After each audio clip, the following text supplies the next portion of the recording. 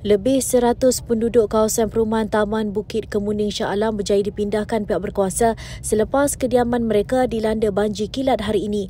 Ketua Bomba Zon Shah Alam Ahmad Zaidi Safwan berkata insiden banjir kilat berkenaan melibatkan 180 buah rumah dengan sebahagian kawasan dinaiki air setinggi lebih 1 meter. Katanya kesemua penduduk yang dikeluarkan telah dipindahkan sementara ke Dewan Majlis Bandaraya Shah Alam MBSA Kemuning Utama.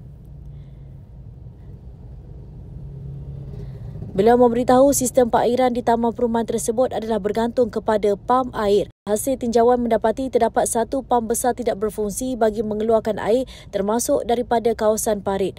Ujarnya pihaknya telah memaklumkan kepada Jabatan Perairan dan Saliran JPS dan pasukan mereka sedang berusaha mengaktifkannya. Jelas beliau seramai 48 anggota dan pegawai daripada pelbagai agensi terlibat seperti Balai Bomba dan Penyelamat Shah Alam, Bomba Sukarela Seri Kembangan, MBSA dan Angkatan Pertahanan Awam Malaysia APM.